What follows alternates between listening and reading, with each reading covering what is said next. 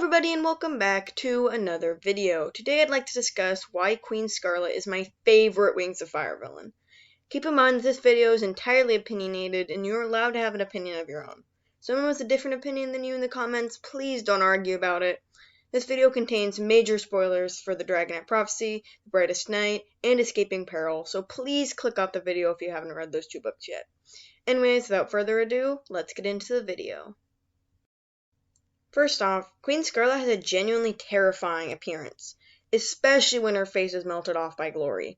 Imagining her with a half-melted face while reading the books is so creepy, but it also amplified how unsettling her character really is.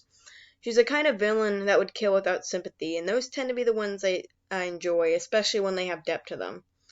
I was so excited to see her new look in the Brightest Night graphic novel, and it did not disappoint. Seeing her on the cover for Escaping Peril just gives me chills every time, and I wish every Wings of Fire villain radiated that kind of crazy and insane energy. As for her personality, Queen Scarlet just has everything I love in a villain. Even though it may sound like she experiences some regular villain tropes, the way it's executed in the books is amazing. She is obsessed with treasure and showing off her wealth, so she constantly sports necklaces and jewelry with loads of expensive gems. Her throne room is decked out with gemstones and precious metals, and the Skywind Castle had loads of tapestries of herself. The books describe her as being a smooth liar, and she is cunning and sly with her words.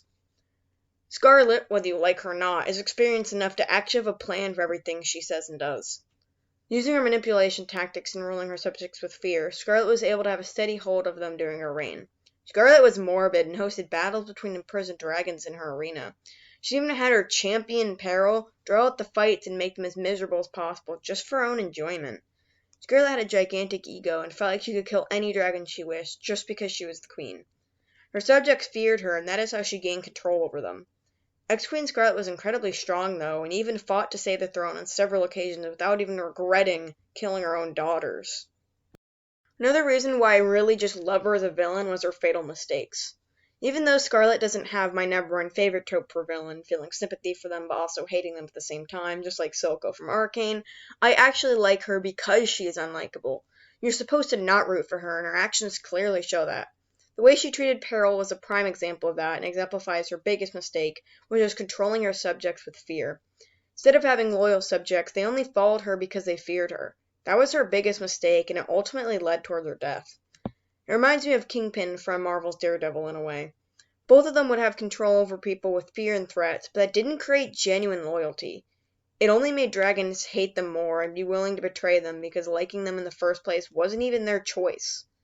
Queen Scarlet lost so much of her confidence when she was beaten by Glory. She refused to call the feeling she felt fear, but she definitely was scared. Imagine this. You're the most feared queen of your age, and you have a reputation for being a bloodthirsty villain who doesn't mind killing other subjects if need be. Then, all of that confidence is just stripped from you and you're defeated by a lowly Rainwing.